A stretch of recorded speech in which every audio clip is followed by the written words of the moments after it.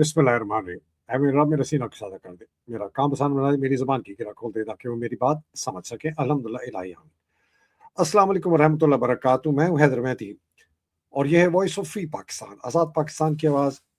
पाकिस्तान में और पाकिस्तान के बाहर सुनने वाले और देखने वालों के लिए आपके कमेंट्स, क्रिटिसिज्म, दुआओं का बहुत शुक्रिया। ख़ास तौर पे पेट्रन्स का बहुत शुक्रिया जिन्होंने बहुत मदद की है। नाज़रीन, ये मेरा आज का दूसरा व्लॉग है। मैंने बहुत डिले किए थे उसको पूरा करने के लिए, लेकिन हालात भी बड़ी तेज़ी से तब्दील हो रहे हैं, इसलिए मैं ये दूसरा कर रहा हूँ। ये 29 नवंबर की रात 9:15 बजे रिकॉर्ड कर रहे हैं और हमारे आज के मेहमान हैं जी, none other than the great Waqas sahab. Waqas साहब, अस्सलाम वालेकुम वरहमतुल्लाहि वबरकातुहू। कैसे हैं?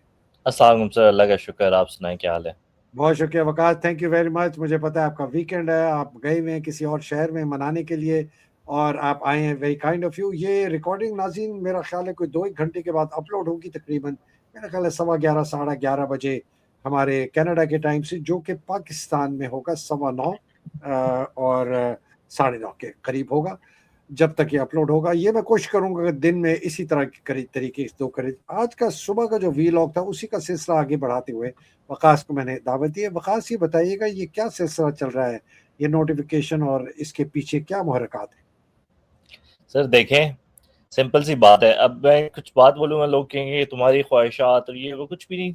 हमारा काम है एनालिसिस करना, ठीक है। हम्म। चाहे जैसा भी हो।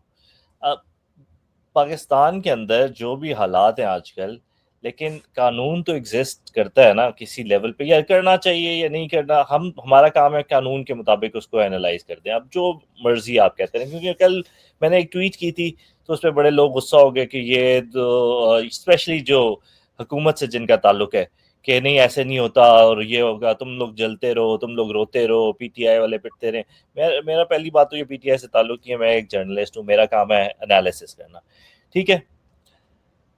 पाकिस्तान के अंदर अभी तमाम कानून ख़त्म हो चुका है। अभी क्या, बड़े अरसे से ख़त्म है। जिस दिन से इन्होंने इमरान खान को उतारा था, अप्रैल 2022 से, तब से पाकिस्तान के अंदर, आपको भी पता है, मुझे भी पता है, कोई कानून नहीं है। जो मर्जी जिसका दिल चाहे करे, ठीक है। लेकिन हम इतनी सी बात कर लेते हैं कि कानून के मुताबिक क्या होनी चाहिए चीज़ें, यानी हमारे ख्वाहिशात जो हैं कि कानून अगर पाकिस्तान में नाफिज हो तो जो ये चीज़ें हो रही हैं उनका प्रोसेस क्या होना चाहिए। सिर्फ हम उस प्रोसेस को एनालाइज कर लेते हैं। बाकी आप जो मर्जी करते रहें, आपका क्या, आप जाओ किसी की बहन उठाओ, किसी की माँ उठाओ, किसी की बेटी उठाओ, आप करते रह रहे हो। वो आपकी मर्जी है, आप जाने, आपका अल्लाह जाने। हमारा काम है एनालिसिस करना प्रोसेस के हिसाब से, ठीक है। जब 2019 में भाजपा का एक्सटेंशन आया था, उसको एक्सटेंशन दी थी 3 साल की। आप उसका नोटिफिकेशन पढ़े, और ये आपने भी बड़ी अच्छी ट्वीट की थी, वो बहुत ज़बरदस्त। उसमें आपने पूरा कंप्लीट एनालिसिस किया था, और उसमें भी आपने बिल्कुल न्यूट्रल एनालिसिस किया हुआ था। और आपने यानी ये नहीं पीटीआई की साइड से, आपने बस बताया था कि ये लॉ ये कहता है, अब बाकी तुम जो मर्जी करो।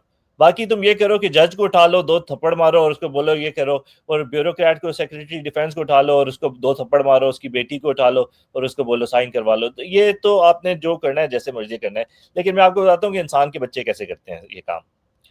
तो जब 2019 के अंदर भाजपा की एक्सटेंशन की बात शुरू हुई थी, तो उस टाइम पे बड़ा मसला बना था कि आइन के अंदर तो गुंजाइश ही नहीं है इस एक्सटेंशन की। तो किस तरह से हो सकती है, भाजपा को नहीं रखा जा सकता, ये वो बड़ा शोर मचा। तो उसमें फिर आइनी तरमीम करा के, कानूनी तरमीम करा के उस टाइम पे गुंजाइश बनाई गई। गुंजाइश ये बनाई गई कि जो आर्मी चीफ है उसकी एक्सटेंशन हो सकती है इन इन सिचुएशंस में। तो वो गुंजाइश बना ली। अब वो लीगल प्रोसेस था। अब लीगल प्रोसेस जो होता है, यानी एक जो ओवरऑल जो लॉ पास होता है, जो आपकी पार्लियामेंट पास करती है, वो इंडिविजुअल की बेसिस पे नहीं करती। आज तक कोई पार्लियामेंट ने ऐसा कानून नहीं पास किया कि ये इमरान खान अगले 50 साल ये रहेगा, ये रहेगा। वो प्रोसेस बताते हैं। वो प्रोसेस इस तरह का होना चाहिए जो कि एक लीगल रिक्वायरमेंट है, जो कि एक जनरल रिक्वायरमेंट है दुनिया की, कि कोई भी लॉ पास होगा वो सबके ऊपर लागू होगा, या फिर किसी पे नहीं लागू होगा, यानी सबके लिए बराबर होगा। प्रिंसिपल है कि कानून सबके लिए बराबर है। तो उन्होंने कानून ये पास कर दिया कि जो भी आर्मी चीफ होगा उसकी मुद्दत होगी, यानी उसको एक्सटेंशन मिल सकती है बाजवा के टाइम पे। फिर उन्होंने उस कानून को पास कराने के बाद उन्होंने फिर एक गजेट नोटिफिकेशन जारी किया। जो गजेट नोटिफिकेशन होता है पाकिस्तान में कोई भी कहीं पे भी लगता है, तो उसका जो है एक कागज का पुर्जा दिया जाता है आपको, और उस कागज पे लिखा हुआ होता है कि फलां फलां शख्स को हमने फलां फलां जगह पे अपॉइंट किया, इतनी मुद्दत के लिए अपॉइंट किया, फिर उस दिन के बाद ये खत्म हो जाएगी इसकी मुद्दत। ये होता है, चाहे जिस किस्म का भी अफसर हो, मिनिस्टर हो, ये इसकी ये अपॉइंटमेंट की आती है। अब आप समझे, ये इसलिए होता है कि अगर समझे यानी हमेशा से चला आ रहा है, कम्युनिकेशन के सिस्टम इतने अच्छे नहीं होते थे हमेशा से, तो यानी पूरे हुकूमत को पता हो कि अभी स्टेट की सूरत हाल क्या है। अगर आज से 50 साल गुजर जाएं, 30 साल गुजर जाएं, और कोई तारीख मौरिख जो है वो पढ़ना चाहे कि इस टाइम पे कौन इस पोजीशन पे बैठा था, तो वो गज़ेट ऑफ पाकिस्तान खोलेगा, उसमें देखेगा कि किसकी अपॉइंटमेंट का नोटिफिकेशन किस तारीख को जारी हुआ और किस तारीख को ख़त्म हुआ, तो फिर उसको पता चलेगा कि ये इस दौरान से इस दौरान तक ये आर्मी चीफ था, ये था। अब बाजवा के टाइम पे भी इसी तरह ही हुआ।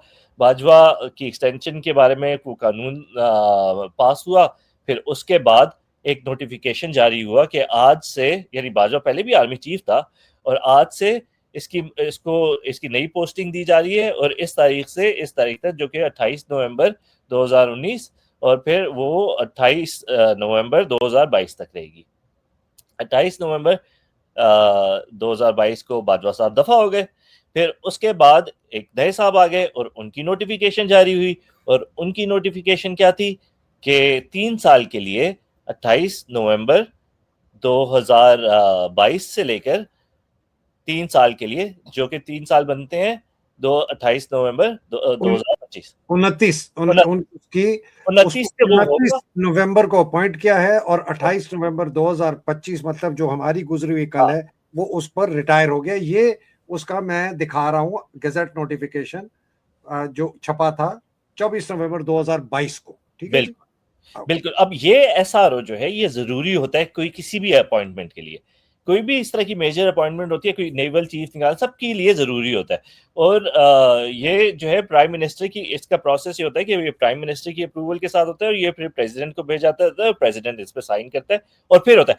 हालांकि यानी बाजवा की जो कानूनदानी होगी थी, जिस जिस तरह भी हो जाए, अब जिस तरह जब प्राइम मिनिस्टर भी अपॉइंट हो रहा होता है, जो कानून के अंदर, कॉन्स्टिट्यूशन के अंदर 5 साल के लिए प्राइम मिनिस्टर अपॉइंट हो रहा है, उसका फिर इलेक्शन होगा, जब वो इलेक्शन हो जाता है तो फिर उसका भी नोटिफिकेशन जारी होता है कि प्राइम मिनिस्टर इस डेट को अपॉइंट हो गया। हालांकि कॉन्स्टिट्यूशन में वो मौजूद है कि 5 साल के लिए अपॉइंट होगा। ये नहीं होता कि इलेक्शन हो गया और वो प्राइम मिनिस्टर सिलेक्ट हो गया तो नोटिफिकेशन की भाई कोई जरूरत ही नहीं है। नोटिफिकेशन की क्या जरूरत है? प्राइम मिनिस्टर ये बैठा हुआ शहबाज शरीफ या इमरान खान, तो हम नोटिफिकेशन ही नहीं। ऐसा आज तक किसी ने नहीं बोला कि नोटिफिकेशन की जरूरत ही नहीं है। होता ये कि अब नोटिफिकेशन जारी हो गया, उसके बाद से फिर ये इसकी अपॉइंटमेंट होगी। अब 2024 में पिछले साल इन्होंने 26वीं आईनी तरमीम पास की। 26वीं आईनी तरमीम में इन्होंने बोला कि मुद्दत जो है 2025 कर देंगे, सॉरी 5 साल कर देंगे। इधर करेक्शन थोड़ा सा कर दूं। हाँ, वकास, ये जो आप बात कर रहे हैं ना, इसकी इनकी मुद्दत मुलाजमत में 5 साल, ये 26वीं आईनी अमेंडमेंट में नहीं हुआ, ये हुआ है पाकिस्तान आर्मी एक्ट के अंदर ओ तब्दीली। हाँ, बिल्कुल सही कह रहे हैं। ये लोग मिक्स कर जाते हाँ हैं। हाँ हाँ, लेकिन अराउंड द सेम टाइम वो पास हुए थे, लेकिन वो हाँ, पाकिस्तान उसी के फौरन बाद जैसी हाँ 26वीं आईनी अमेंडमेंट पास हुई, उसके बाद सादा अक्सरियत से नेशनल असेंबली ने पाकिस्तान आर्मी एक्ट में तरमीम की, और उन्होंने कहा कि जी अब आर्मी चीफ का जो ओहदा है वो 5 साल के लिए होगा, और आर्मी चीफ की जो हद है उसकी उम्र की वो खत्म कर दी गई। मतलब ये 150 साल का लूड़ा लगड़ा बुढ़ा भी बैठा हो तो वो भी बन सकता। बिल्कुल लेकिन नेवी के और एयरफोर्स के जो आर्मी चीफ्स हैं उनकी 64 साल पर वो रिटायर हो जाएंगे। और ये इन्होंने तब्दीली की कि भाई अब आसिम मुनीर, और उसको लागू किया कि जैसे कि ये 1952 से लागू हुआ है, कि जैसे कि शुरू ही से आर्मी चीफ की जो तैनाती थी वो 5 साल थी, मतलब कि आसिम की भी, जनाब अली अयूब खान की भी, मतलब सारे ये लोग खानदान वाले बिल्कुल ये अपनी पेंशन मांग ले कि भाई हाँ, हमारी तो 5 साल है तो हमें पेंशन दो 5 साल। बिल्कुल बिल्कुल। लेकिन देखिए उस टाइम पे नून लीग ने एक डंडी मार ली। अब नून लीग वाले, आप इनको भोले समझते हैं, ये बहुत चालाक हैं, ये बहुत शातिर हैं। 2024 के अंदर इनका काम था, अगर ये वाकई में अपने उसमें सिंसेयर थे ना, आसिम मुनीर की ताबेदारी में सिंसेयर होते हैं 2024 में, तो इनको ये काम करना था कि 2024 के अंदर एक नोटिफिकेशन जारी करना था कि आज से लेके जो पिछला नोटिफिकेशन, पिछला एसआरओ था आसिम मुनीर का, वो खत्म हुआ। वॉइड हो चुका है और उसको अपडेट कर रहे हैं हम, और उसकी मुद्दत मुलाजमत अब 5 साल होगी फ्रॉम द डेट बिगिनिंग 28 नवंबर 2022 या फिर फ्रॉम टुडे। 29 से शुरू होती हाँ और 2 साल तक जाती है। अच्छा, इसमें एक जो अब तो खैर क्लियर आ गया है, ये आसिम ने खुद रुकवाया, ठीक है ना, ये आसिम ने खुद रुकवाया इसलिए कि ये क्या चाह रहा था कि इसकी असर नौ तैनाती हो तो उसको 5 साल मिले, इसलिए कि जो पाकिस्तान आर्मी एक्ट में अमेंडमेंट किया है वो ये किया कि जी अब इनकी आर्मी चीफ की मुद्दत मुलाजमत जो है वो 5 साल होगी। तो आसिम मुनीर का ख्याल डिजायर था इसका, वो जो क्या कहते हैं, ये चाहता था कि 2 साल नहीं मिले, ये रिटायर, ये इसकी नई तैनाती 29 नवंबर आज की तारीख से 5 साल के लिए आर्मी चीफ की हो। ये अच्छा 26 अमेंडमेंट के बाद की बात, ठीक है ना, अच्छा अभी तक 27वीं नहीं आई अच्छा, है। मुझे लगा ये नून लीग ने ये डंडी मारी है। अगर आपके पास ये मालूमात है कि इसने खुद कराई थी तो फिर क्या पता। झगड़ा ये शुरू हुआ, ये जो अभी अभी झगड़ा जो हम जिसकी तरफ जा रहे हैं कि ये अपॉइंटमेंट क्यों नहीं हुई, नोटिफिकेशन क्यों हुई, ये शुरू इब्तदाई इसलिए हुई कि ख्वाजा आसिफ, जो मेरी अंदर की खबरें हैं, मैं नून लीग के बहुत सीनियर लोगों को जानता हूँ बड़े 25-30 साल से, इसलिए कि मेरा बहुत एक करीबी दोस्त इनका बहुत सीनियर लीडर हुआ करता था, वो मर गया। तो उन जब वो था तो मैं मिला करता था, अभी भी मुझे खबरें, वो कहते हैं कि जी ख्वाजा आसिफ ने नवाज शरीफ को कहा कि ये तो 2 साल लेने के लिए तैयार नहीं है, ये कह रहे हैं मुझे 5 साल दो, तो मेरी 2 साल की नोटिफिकेशन अभी तुमने नहीं करनी। ये इंटरेस्टिंग है अच्छा जी। अच्छा अब तो अब आगे चले हैं, अच्छा फिर अब आगे चलें। अब आगे चले, अब आ गए आप, हम कानून की बात कर रहे हैं ना, हाँ, हम हम कानून की पीटीआई, बात करें, बाकी जो भी इनकी चालाकी है वो ये लगे वो रहे। चलाकी इन्होंने ये की, ये है वैसे, आपने बिल्कुल you hit the nail on the head. चालाकी इन्होंने ये की, इन्होंने ये लफाजी डाल दी, हाँ ये है जी तो है ना सर, अमेंडेड। इन्होंने डालना कि ये तो जरूरी है ना, जो पाकिस्तान का आइन है ना, वो बना ही इस तरह से है कि वो ये मांगेगा आपसे, वो कहेगा जब आर्मी चीफ आप अपॉइंट करेंगे तो president on advice of prime minister वो अपॉइंट करते, क्योंकि पाकिस्तान एक डेमोक्रेसी है ना। अगर आप इसको चेंज कर देते हैं कि वो खुद ही बंदा अपने आप को अपॉइंट कर ले, अपना अब्बू खुद ही बन जाए और इसी तरह से जिंदगी चलती रहे, तो वो फिर पार्लियामेंट्री डेमोक्रेसी होना खत्म हो जाता है। वो फिर कुछ और चीज बन जाती है, वो फिर वो कॉन्स्टिट्यूशनल डिक्टेटरशिप बन जाती है एक तरह से। तो वो आपने हालांकि हालांकि ये कर इसी किस्म का कर रहा है ना वकास, लेकिन आप बिल्कुल सही कह रहे हैं, तरीक़ेकार ये बताया उन्होंने 27वीं आईनी अमेंडमेंट में कि सदर जो है वो प्राइम मिनिस्टर की ख्वाहिश पर, उसके एडवाइस पर, उसके मशवरे पर chief of the army staff, जो के साथ साथ चीफ ऑफ डिफेंस फोर्सेस भी होगा, उसको अपॉइंट करेगा, और नेवी का भी करेगा, एयरफोर्स का भी करेगा, उनकी तनख्वाहें बनाएगा। मतलब ये क्लियर है कि सदर तैनात करेगा प्राइम मिनिस्टर की रिकमेंडेशन पे, उसके मशवरे पर, उसकी एडवाइस पर, उसकी समरी पर। ये है जी। बिल्कुल अब आगे चले जी। बिल्कुल। अच्छा, अब इन्होंने 27वीं तरमीम की फाइनली आकर, और 27वीं तरमीम के अंदर भी अगर आप 27वीं तरमीम के अल्फाज भी, उसमें भी यही लिखा हुआ है, यही है कि जो ये 27वीं तरमीम में दिखा रहा हूँ आपको। ये जो सीडीएफ की पोस्ट है वो एडवाइस ऑन प्राइम मिनिस्टर, और वो सब कुछ आर्मी चीफ भी यही होगा और सीडीएफ भी इसी तरह से अपॉइंट होगा। अब मसला ये है कि नवंबर के मिड में शहबाज शरीफ गायब हो गए यहाँ से, और अभी यानी इस नवंबर की बात कर रहे हैं आप। नवंबर को ये शहबाज शरीफ गधे के सर से सींग की तरह इस्लामाबाद से गायब हो गए। अब कुछ रिपोर्टें मेरे पास हैं कि नवाज शरीफ भी गायब हैं। बोला ये गया था कि नवाज शरीफ वापस आ गए हैं, वो आए 1-2 दिन के लिए, लेकिन उसी जहाज पे बैठ के वो भी गायब हो गए। ये लोग पाकिस्तान में मीटिंगें नहीं करते क्योंकि इनको लगता है कि पाकिस्तान में इनके जो है घर, इनके बेडरूम्स वगैरह, इनको पता है सब बातें, सब कुछ बग्ड है। तो ये जो भी मीटिंग करते हैं ये जाके लंदन में करते हैं, आप इसकी सरगोशियां करते हैं कान में, और फिर ये डिसाइड करते हैं कि आगे क्या करना है। तो ये लोग चले गए लंदन, अभी भी बैठे हुए हैं। इनको आ जाना चाहिए था, शहबाज शरीफ अभी तक नहीं आया। आप इमेजिन करें, कोई ये बोलेगा ना कोई निजी सेहत का मसला था या पेट खराब था शहबाज शरीफ का, उसका कैंसर वापस आ रहा है, इस टाइप की जो भी, तो वो चेकअप मुआयना करा के आप वापस आ जाते हैं, 2 दिन में वापस आ जाते हैं। स्पेशली आपके मुल्क में इतना बड़ा क्राइसिस है, इतनी बड़ी अपॉइंटमेंट होनी है, आप आ जाते हैं, लेकिन ये नहीं आया। ये एक सिग्नल है, ठीक है। अब अभी ये होना था कि 28वीं नवंबर से पहले पहले एक नोटिफिकेशन आनी थी, जिस नोटिफिकेशन के अंदर लिखा हुआ होना था कि जो हमारा पिछला एसआरओ था उसके ऊपर ये अपडेट है, जो 2022 का एसआरओ था कि 3 साल की मुद्दत मुलाजमत थी, उस पर ये अपडेट है।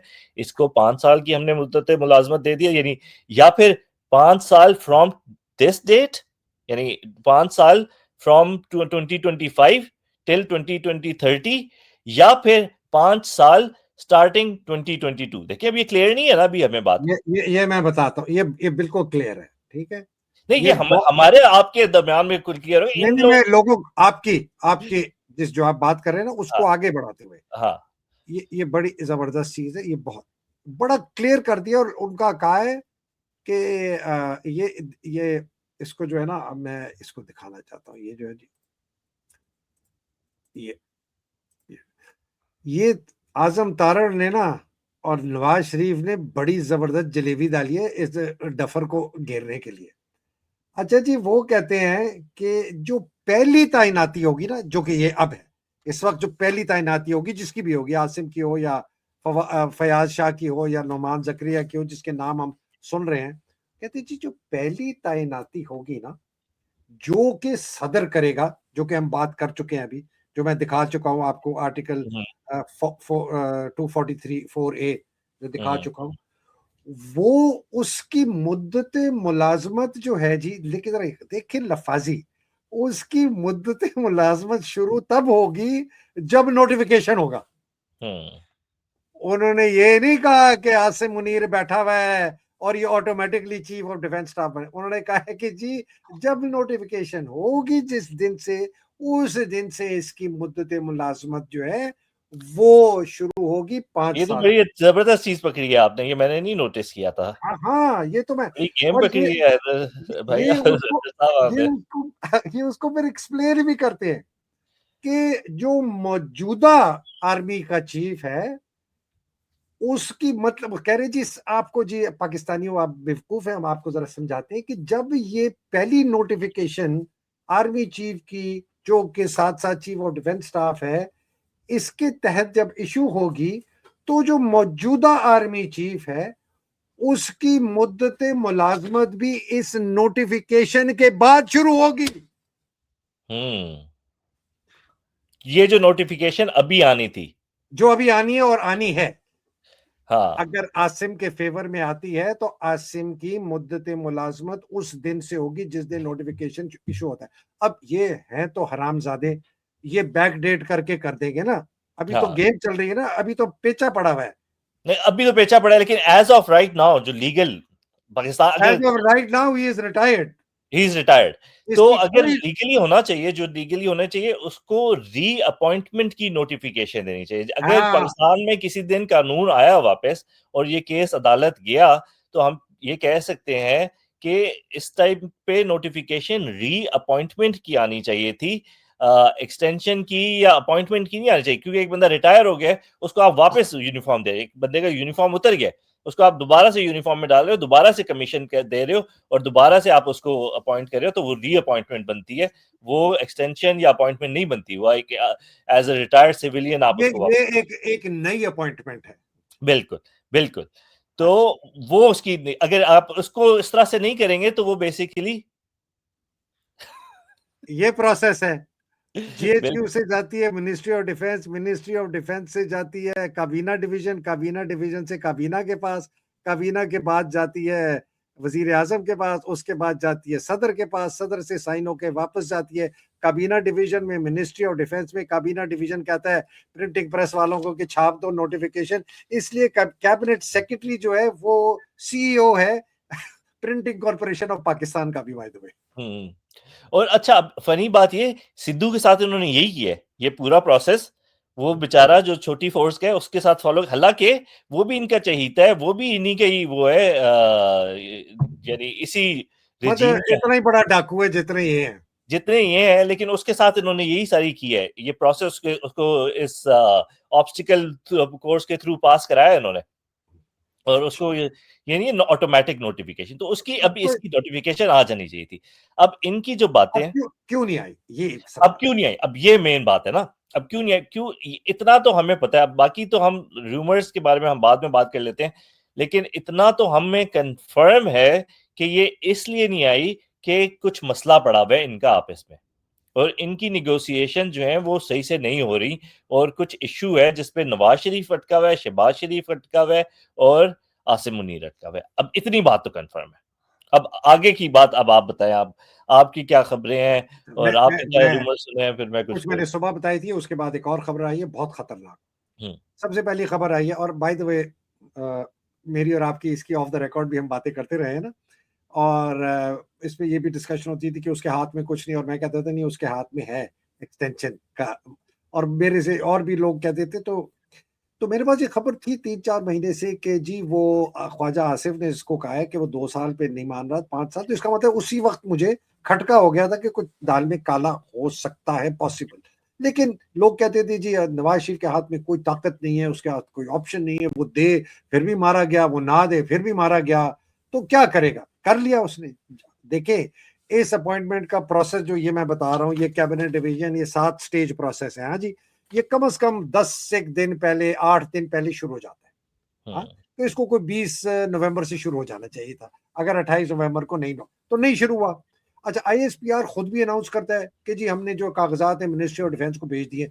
जब पिछली तैनाती ऐसे मुनीर की हुई थी और शायद शमशाद की हुई थी, उन्होंने बाकायदा ट्वीट करके कहा कि जी हमने जो 6 जर्नैल है उनके नाम हमने भेज दिए मिनिस्ट्री ऑफ डिफेंस को, हमने आईएसपीआर से भी कोई ट्वीट नहीं देखी। सो देयरफॉर आपकी बात सही है, दाल में बहुत काला। खबर मेरे पास क्या है? खबर मेरे पास दो है। एक जो मैं सुबह बता चुका हूँ कि इसने कहा है कि जी मैंने बनना है प्राइम मिनिस्टर। अब नवाज ये शरीफ नहीं, ने Nawaz Sharif he wants to come back as prime minister, ठीक है। अपना अब इलेक्शन तो जीते, वो आसिम मुनीर बोलेगा जाके जीत के दिखा, यास्मीन राशिद से तू। अब इनको तो मेजोरिटी भी मिल गई है ना भाई, अब तो ये खुद खुद कर सकते हैं, तो इनको किसी और की जरूरत ही नहीं है leader of the house change करने के लिए। तो शहबाज को क्या नीचे में है, तो he wants to become come back as prime minister. ये जो उसने तकरीर की थी ना बड़ी, this was actually a launching pad for his 4th time prime minister political career. एक ये खबर। मैं तो कहता हूँ बन जाए। अच्छा, अच्छी बात, सही कहते हैं, मैं भी कहता हूँ सारा मजा आएगा। हाँ। दूसरा बहुत खतरनाक, दूसरा यार, अल्लाह मेरे मुंह में खाक ही, ये और ये मैं अंदर जो मैं कह रहा था ना, मैं अंदर के लोग जाते वो कहते हैं जी बहुत ये खबर चल रही है, ये इतना ज्यादा आपको पता है गुस्से वाला है, कीना परवर है, और ये रिवेंजफुल है। ये कहता है कि आसिम मुनीर से कह रहे हैं कि इमरान खान को फारिग कर दो। हाँ, ये बात तो मैं भी एग्री करता हूँ, ये मैंने भी सुनी है। ये हरामज़ादा, इसके अंदर इतनी नफ़रत की आग भरी हुई है इसके अंदर। ये चाहता है कि जो जितने लोग इसके साथ उन्होंने बुरा किया है, उनको ये मार दे, और मार दे, कत्ल कर दे। ये असल में ना, देखें, जब ये वापस आए थे ना लंदन पहली दफ़ा, जब ये बेनज़ीर के बाद ये वापस आए थे, जब ये पाकिस्तान से एग्ज़ाइल हुए हुए थे और इनकी डील हुई, फिर वापस आए ठीक। मुशर्रफ के बाद। ये इस डील के तहत आए थे, और उससे भी पहले सऊदी ने जो प्रिंस क्या नाम था, बंदर बिन सुल्तान, वो भी पाकिस्तान आया था बताने के लिए कि मैंने इन लोगों की डील कराई, मुशर्रफ की और नवाज शरीफ की मैंने डील कराई थी कि शरीफ इतने मुद्दत के लिए चले जाएगा और फिर वापस नहीं आएगा। नवाज शरीफ ने वो डील तोड़ी और मुद्दत से पहले वापस आ गया। जब देखा ना मुशर्रफ वीक हो गया तो वापस आ गया। फिर जब ये वापस आया, और जब फिर यानी इसकी इस्टेब्लिशमेंट के साथ मुज़ाकरात हुई, जब ये इसको हुकूमत दे रहे थे, यानी इसके लिए धांधली की थी इस्टेब्लिशमेंट ने, बड़ी धांधली की, जो 2000 कौन सा था, 2013 का इलेक्शन था, जिसमें ये प्राइम मिनिस्टर बना था पहली दफा। बहुत बड़ी धांधली। बहुत बड़ी धांधली की थी, जो इमरान खान कहता था कि उससे और कुछ नहीं, 4 हल्के खोल दो। वो तो धांधली, मैं रिपोर्टर था, मैं लाहौर में बैठा हुआ था, मैं देख देख रहा था कि हम्म, क्या हो रहा है, किस तरह से धांधली हुई है। बड़ी हम्म, इन्होंने बहुत बड़ी धांधली की थी, और फिर हम्म। इन्होंने रिफ्यूज किया था कि मैं कि कोई भी हल्के खुले नहीं, कोई इन्वेस्टिगेशन ना हो, ईसीपी कुछ ना कर सके। और इस सब में इस्टेब्लिशमेंट ने इनकी फुल मदद की थी। लेकिन इस्टेब्लिशमेंट ने इस सिचुएशन में, इस एग्रीमेंट में मदद की थी कि ये जो तुमने मुशर्रफ के केस वगैरह खोलने हैं, ये नहीं खोलने हैं तुमने। और इसने एग्री भी कर लिया था। अब ये इतना झूठा बंदा है कि हमेशा ये वादा खिलाफी करता है। वो प्रिंस बंदर जो है, बंदर बिन सुल्तान, वो गवाह है इस चीज का कि ये वादा खिलाफी करता है, ये मुआहदा करता है और फिर मुआहदा तोड़ता है, जान के जब भी देखता है पोजीशन में मुआहदा तोड़ता है। अब इसने एस्टैब्लिशमेंट के साथ 2013 में मुआहदा किया कि मैं नहीं करूंगा, मुशर्रफ के साथ कोई पंगा नहीं करूंगा, कुछ नहीं करूंगा। जैसे ही ये प्राइम मिनिस्टर बन गया, और ये परवेज रशीद, अभी इसने भी ये बकवास किया ना कल, परवेज रशीद और ये लोग सारे फिर आपस में ये बकवास करने लगे ड्राइंग रूमों में कि मुशर्रफ को हम फांसी देंगे। अब मुशर्रफ से मुझे कोई मोहब्बत नहीं है, दे मुशर्रफ को तो अभी कब्र से निकाल के दोबारा से दे दें फांसी, लेकिन इन्होंने अपना मुआहदा तोड़ा, इन्होंने झूठ बोला। इन्होंने पहले एस्टैब्लिशमेंट के साथ डील की, फिर जब इनको लगा कि मैं पावरफुल हो गया हूं, फिर वो मुआहदा तोड़ो और फिर एस्टैब्लिशमेंट के साथ। और इनका प्रॉब्लम ही वहीं से शुरू हुआ था।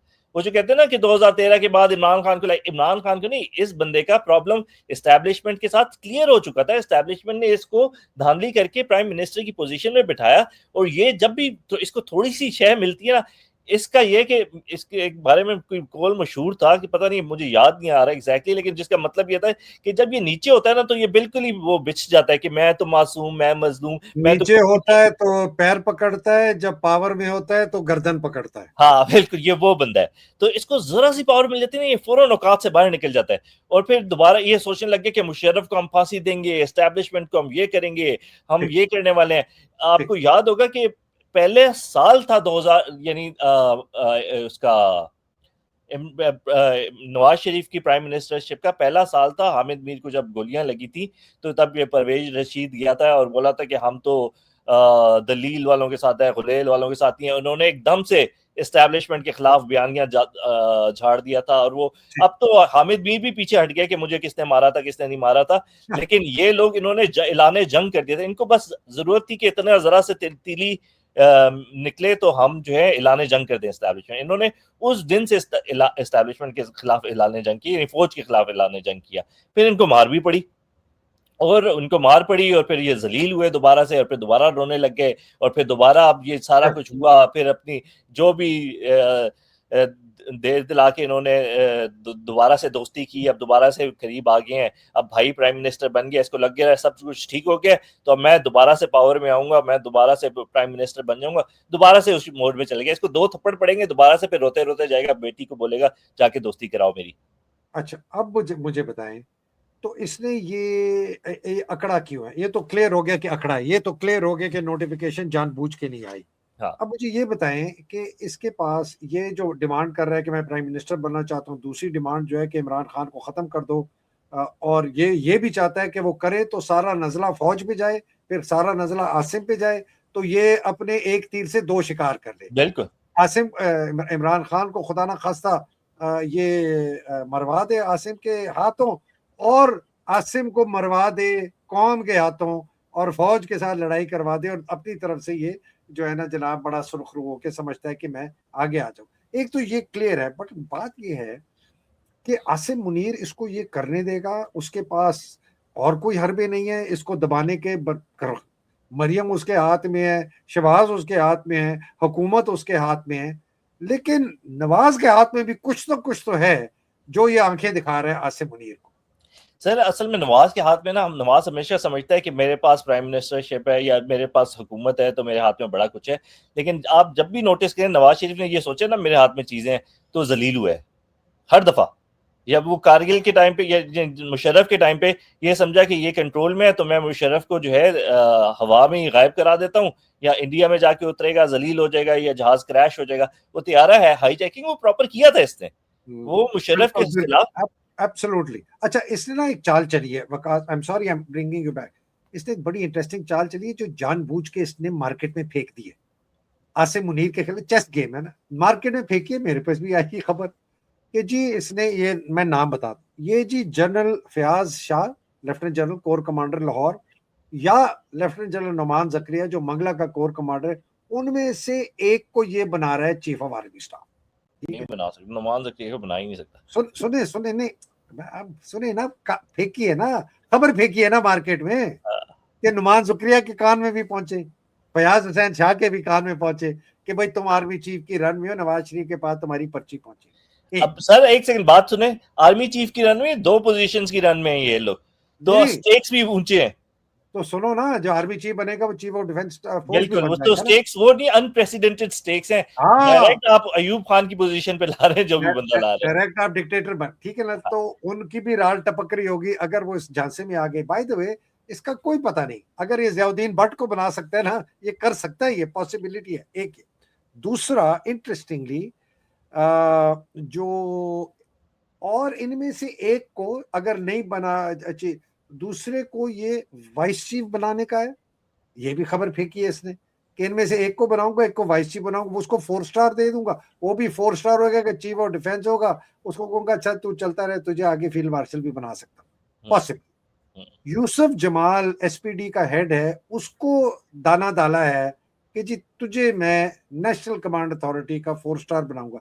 यूसुफ जमाल जो है ना जी, वो बाजवाई जर्नैलों में नहीं है, तो उसके ऊपर ये शाहिद इम्तियाज, ये आमिर यूसुफ रजा, जमाल को कुछ भी नहीं बनाएंगे। यूसुफ जमाल एक अच्छा इंसान है, वो एक प्रॉपर ऑफिसर है, और वो पाकिस्तानी कौम का हीरो है। जो बाजवा ने अपनी आखिरी उसमें किए थे ना, आखिरी महीने में हरकत की थी न्यूक्लियर एसेट्स में, यूसुफ जमाल ने उसको रोका था। अब वो और कहानी वो मैं किसी दिन सुनाऊंगा आपको। दूसरा भी था वो अपना नदीम जकी मंज, ठीक है। हाँ, ये मुल्क और ऐसी। जनाब तीसरी नाम आई है, किसका आया है? यूसुफ जमाल आ गया, फयाज आ गया, नुमान आ गया, और अच्छा ये मार्केट पे इसने माल फेंक दिया है।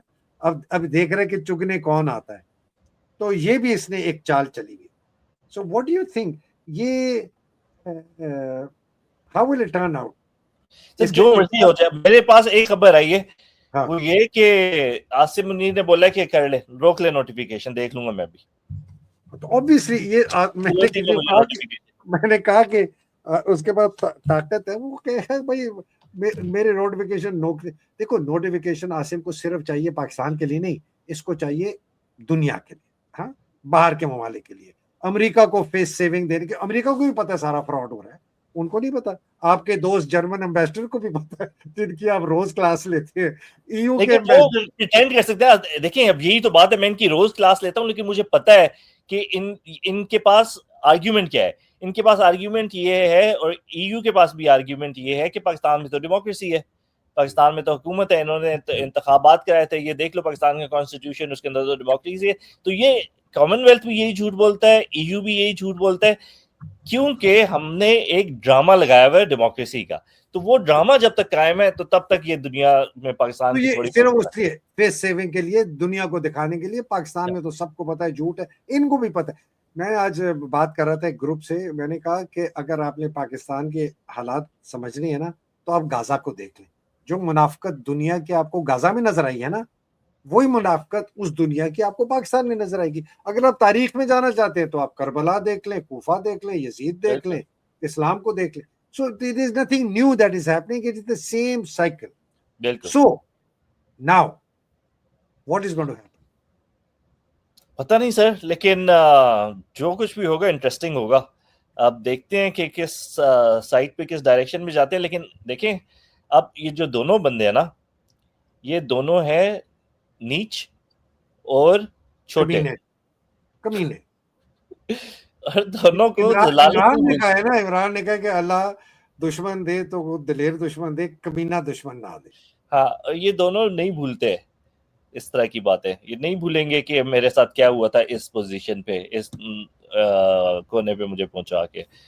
तो हम देखेंगे इंशाल्लाह, नवाज शरीफ तो निशाने इबरत बनेगा। ये तो होगा, ये तो होना ही है, नहीं नहीं, क्योंकि आसिम भी नवाज। बनेगा, आसिम भी बनेगा, वो कैसे बच सकता है? तो वो तो सर अल्लाह के हाथ में है ना। लेकिन अब तो वापस हम आते हैं सारी सिचुएशन पे, कि जो लीगल वो हो रहा है, जो गेम्स, नोटिफिकेशन नहीं आ रहा। नोटिफिकेशन नहीं आ रहा, ये वो, अब आगे क्या होगा। देखें, कल से मैं एक हदीस पढ़ रहा था, बार बार मैं पढ़ता हूँ, मुझे बड़ा सुकून मिलता है अगर बंदा थोड़ा एक चीज पकड़ लेना, क्योंकि एक ही हदीस के अंदर बहुत सारी चीजें होती हैं। हदीस है कि अगर तुम बेगैरत हो जाओ, या अगर तुम बेशर्म हो जाओ, तो फिर जो चाहे मर्जी करो, बस। अगर तुम बेशर्म हो जाओ और अगर तुम बेगैरत हो जाओ, तो जो चाहे मर्जी करो। हम बात कर रहे हैं कानून की, कि कानून में ये प्रोसेस होना चाहिए, कानून में ये होना चाहिए, ये होना चाहिए, और ये प्रोसेस है।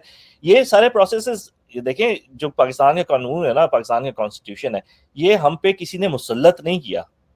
पाकिस्तान एक मुल्क है, पाकिस्तान के अंदर बहुत सारे लोग रहते हैं। पाकिस्तान में 16 करोड़ 18 करोड़ जितने भी पॉपुलेशन है आजकल पाकिस्तान की, ये सारे रहते हैं। हम सबकी एक एग्रीमेंट है कि हम इन लॉज को फॉलो करते हैं, और ये हम पे किसी ने मुसल्लत नहीं किया, हमने आपस में एग्री किया है कि ये कानून है, इस तरीके से हम एक दूसरे के साथ रिलेट करेंगे।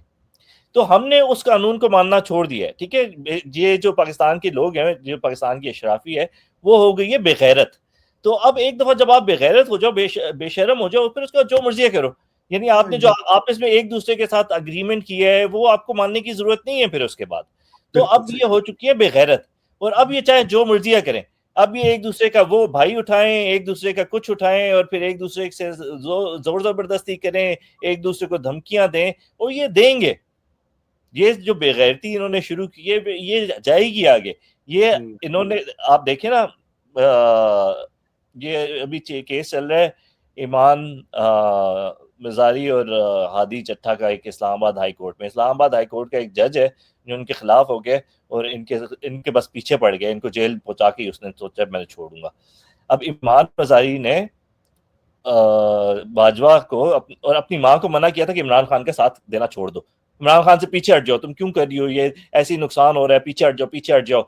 और फिर जब इसकी माँ अरेस्ट हुई थी, इसने बोला था बाजवा बगैरत, लेकिन फिर उसके बाद बाजवा ने इसके साथ यानी दबाव डाला था, तो इसने बाजवा को सॉरी बोला था, अपॉलॉजी, रिटन अपॉलॉजी का लेटर लिखा था। ऐसे वी का साइन बना रही थी, ईमान नजारी ने हाथ पकड़ के उसका हाथ भी नीचे कर दिया, हाथ भी नीचे कर दिया था कि तुम हाथ भी ना करो, ठीक है। और उस टाइम पे इनको लगा कि ये जो कानून खराब हुआ है, ये तो शायद इमरान खान के लिए, पीटीआई के लिए खराब हुआ है। आज इनको, वो पहले बाजवे ने जलील किया, आप एक बंदे के सामने झुकते हैं ना, तो उसके निचले वाला भी बोलता है तुम मेरे सामने भी झुक। अब ये 2 टके का जज जिसकी कोई भुगत रहे हैं, ये ईमान मजारी, ये सारे लोग ये सब भुगत रहे हैं अपना किया कराया। ये ये अपना और थूका हुआ भुगतेंगे, ये सब पे आएगी। ये जो नवाज शरीफ और ये जो इर्द गिर्द सारे बैठे हुए हैं ना, ये सब खुश हो रहे हैं कि ये जो कानून पाकिस्तान में तबाह हुआ है, ये सिर्फ इमरान खान के लिए तबाह हुआ है, या ये सिर्फ पीटीआई के लिए तबाह हुआ है। नहीं, जब कानून तबाह होता है तो वो सबके लिए तबाह होता है। तो इनकी आएगी बारी, इनकी, यानी ये बात तो कंफर्म है, ये तारीख से कंफर्म है कि जब ये होता है तो फिर सबकी बारी आती है, और एक एक करके आती है। और ये नवाज शरीफ अभी खुदा समझ रहा है खुद की, बड़ी जल्दी बारें आने वाली है।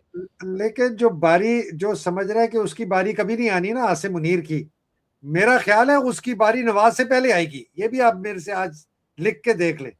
मैं तो पाकिस्तान की ऑनेस्टली हिस्ट्री में कौन सा बंदा इसकी बारी नहीं आई? नहीं आई जिसके, लेकिन पता है वकास, एक बड़ा बहुत बड़ा फर्क है। लोग ना कहते नहीं जी ऐसे ही चलता रहा था, पहले भी था, ऐसे ही था। हम आज एक डिस्कशन कर रहे थे decolonisation of the mental state of Pakistan के। हम इतने ज्यादा गुलामाना हमारी जहनियत है, हजारों साल की, फिर कॉलोनाइज हुए अंग्रेजों से, हिंदू कास्ट सिस्टम में रहे, अंग्रेज के क्लास सिस्टम में रहे। हम ये गुलामी कैफियत इतनी ज्यादा तारी हो गई है कि हम समझते हैं कि हम पैदाइशी गुलाम हैं, हमें और कोई दुनिया है ही नहीं। लेकिन इमरान ने ना एक डिफरेंट दुनिया दिखा दी पाकिस्तानियों को। और ये जो मैं बात कर रहा हूँ ना, कि ये जो इस वक्त आसिम मुनीर बैठा है, इसके जर्नैल बैठे हैं जो समझते थे कि जी बाकी सब के ऐसी की तैसी होती रही है, जर्नैलों की कभी नहीं हुई। मैं आपको बता रहा हूँ, मेरा यकीन है, तारीख बताती है जर्नैलों की, आसिम मुनीर की ऐसी की तैसी पहले होगी। फांसी के फंदे पे पहले बाजवा, आसिम मुनीर, नदीम अंजुम, आसिम मलिक, फैसल नसीर, वाजिद अजीज, इस जैसे लोग पहले लटकेंगे। नवाज शरीफ, मरियम, बिलावल, जरदारी, शबाज, ये शायद बाद में लटके। देखते हैं सर कौन किसकी बारी पहले आती है, लेकिन इसकी बारी पहले आती हमारा ईमान तो है अल्लाह इंसाफ देने वाला है, है। तो अल्लाह तो देगा इंसाफ। इंशा वकास, बहुत शुक्रिया। अल्लाह सुब्हान तआला आपको जुबान के पाकिस्तानियों के लिए बहुत दुआ है कि गुलामाना जहनियत को खत्म करें, अपना एहसास करें कि आप एक आज़ाद, अजीम शान अशरफुल मखलूक़ात हैं। जिस तरह आज इन्होंने बताया वकास साहब ने, कि अगर आप एक दफा बेगैरत हो गए तो फिर आपकी कहीं कहीं कहीं भी नहीं रुकेंगे, फिर आप हर जलील तरीन कमीनी हद तक जाएंगे अपने आप। तो अपने आप के अंदर ईमान, तकवा, उसको बुलंद करें कि आपसे खौफ टूटे, आपसे मौत का खौफ टूटे, पैसे का खौफ टूटे, जो पैसे की चाहत, पावर, ये सब खत्म। सर कि एक मैं ये इसमें बात ऐड करना चाहूँगा, जिन लोगों ने हमारा मुल्क बनाया था ना, वो बहुत अजीम लोग थे। उसमें एक बंदा है इलामा इकबाल। हुँ। इलामा इकबाल ने एक कॉन्सेप्ट बनाया था, उस कॉन्सेप्ट को हम दोबारा से अगर कर रहे हैं ना, क्या स्कूल में हमने पढ़ा था, हम सही शायद सही से खुद ही समझ की नहीं। बात कर रहे हैं। हाँ, बिल्कुल। खुद ही आप जाके पढ़ें कि क्या है क्या और वाह! कितना पावरफुल वो कॉन्सेप्ट है और वो कितना आपको हेल्प कर सकता है। ये लोग जो ज़हनी गुलाम है ना ये सारे, इनके अंदर बेसिकली खुद ही मिसिंग है। और इस इलामा इकबाल ये सारे सब कॉन्टिनेंट के और सारे मुसलमानों को बोल रहा था कि तुम्हारा खुद से बिलीफ उठ गया है और ये क्यों है? तो इसको वापस रखो। तुम हो कौन? तुमको याद है तुम क्या होते थे? तुमको याद है तुम किस चीज़ क्या क्या कुछ कर चुके हो? और अब तो लेकिन अब तुम कैपेबल ही नहीं हो उसपे। तुम्हारे जो आबाओ-अजदाद थे वो क्या थे और तुम क्या बन चुके हो? वाह! तो अपने अंदर वो चीज़ वापस लेकर आओ और वो कॉन्सेप्ट आप दोबारा से रिवाइज़ करें। आपके अंदर सब चीज़ें मौजूद हैं, अपने आप की अपनी डेस्टिनी अपने हाथ में रखने के लिए। अगर आप नहीं कर सकते तो ये आपकी कोताही है। ये इस तरह की नहीं है कि हम नहीं कर सकते, हमारी कौम के अंदर कोई इश्यू है। हमारी कौम के लोग थे ना। कौन था? अल्लामा इकबाल कौन था? हमारा ही बंदा था ना। जिन्ना मोहम्मद अली जिन्ना कायद-ए-आज़म कौन थे? हमारे ही बंदे थे ना। इमरान खान हमारा ही है ना? हमारा ही पहले बंदा है ना। कहाँ था और कहाँ से इसने सफ़र चल के कहाँ पहुँचा ये? कहाँ तक पहुँचे? अगर आप अल्लाह ने आपको एक ज़िंदगी दी है, आपने क्या करना है उस ज़िंदगी के साथ? ये आपका डिसीज़न है। अगर आपने उसको ज़ाया करना है, आपने गुलामी करनी है बिलावल की, क्योंकि रिज़्क तो आपको मिल जाएगा, रिज़्क तो हर किसी को मिल रहा है, मिल तो जाएगा आपको। आपने किस तरह अपनी ज़िंदगी गुज़ारनी है और आखिर में आपने क्या करना है, तो ये क्या बात आपका की डिसीज़न है। वकास इसके ऊपर ना मेरा ख़्याल है हफ़्ते में 1 आध दफ़ा हम इसके ऊपर इस मौज़ू पे ज़रा इसको एक्सप्लोर करके करेंगे, ख़ास तौर पे हमारे नौजवानों के लिए, उनके लिए बहुत ज़रूरी है ये समझना कि जो होपलेसनेस है ना लोगों में, बिल्कुल मायूसी कि जी कुछ तब्दील नहीं हो सकता। आप हर चीज़ तब्दील कर सकते हैं, हर चीज़ तब्दील कर सकते हैं। ये आप अपने और कुछ नहीं तो आप खुद को तो आज़ाद कर सकते हैं। खुद को तो आज़ाद कर सकते हैं, लोगों ने बहुत ये बड़ी यानी लोगों ने अपने आप को खुद को आज़ाद किया है पूरी ज़िंदगी जेलें गुज़ार-गुज़ार के। लोग जेल में भी बैठ के आज़ाद हुए हैं। आप जाके नेल्सन ये मंडे इमरान खान सबसे आज़ाद आदमी है पाकिस्तान बिल्कुल, का इस वक़्त। बिल्कुल। बिल्कुल, अब ये हुसैन नदीम ने बड़ी ज़बरदस्त बात की है, ट्वीट की है उसने आज कि जो ये जो सारे लोग हैं ना आपस में, अब ये डिसएग्रीमेंट हो रही है, जो भी फड्डा पड़ा हुआ है नोटिफ़िकेशन पे, ये लोग कुछ कर नहीं सक रहे कि आपस में एक-दूसरे से फँसे हुए हैं, क्योंकि इमरान खान से खौफ है इनको। सारा कुछ हो ही इसी रहा है क्योंकि इमरान खान का खौफ है। तो जेल में कौन है? ये लोग जो बाहर बैठे हुए हैं या वो जो अंदर बैठा हुआ है जिसको आज़ाद किसी ने बैठा अपोज़ है नहीं, जेल जो के अंदर, आज़ाद वाह! बैठा हुआ है। और इमरान ने मैं बताऊँ इमरान की सबसे बड़ी कंट्रीब्यूशन तारीख़ में वो यही है कि इसने पूरी कौम को जगा दिया है और उसके अंदर ये जो आपने खुदी की बात की है ना, इसके जरासीम जो है ना डाल दिए हैं, इसका बीज बो दिया है, इंशाअल्लाह फल होगा। बहुत शुक्रिया। अल्लाह बहुत सुब्हान तआला शुक्रिया। ईमान में रखे, अहल-वयाल को ईमान में रखे, हकीकी आज़ादी की जंग लड़ने वालों को नौजवानों को खुद ही पैदा करे अपने अंदर। और जो बेचारे शहीद हो गए, अल्लाह सुब्हान तआला उनके दर्जात बुलंद करे। खान साहब, एहलिया और जो लोग कैद में, मुसीबतों में, उनकी मुश्किलें आसान करे। पाकिस्तान के साथ जिसने गद्दारी की है, जिसने इस मुल्क को तोड़ने की साज़िश की है, जिसने बैरून मुल्क लोगों के साथ मिलकर साज़िश की है, अल्लाह सुब्हान तआला उनको गर्क करे, उनको कैफ़िर किरदार पहुँचाए। आइन के तहत, कानून के तहत उनको फांसी के कटहरों पे हम लटकाएँगे। आसिम मुनीर बशमूल, बाजवा शमूल, नवाज़ शरीफ, शहबाज शरीफ, ज़रदारी, मरियम बिलावल, जितने भी शामिल हैं। अल्हम्दुलिल्लाह, इलाही आमीन। पाकिस्तान ज़िंदाबाद, पाकिस्तान पाइंदाबाद। अस्सलाम वालेकुम व रहमतुल्लाहि व बरकातहू। बहुत अस्सलाम शुक्रिया जनाब। बहुत शुक्रिया सर।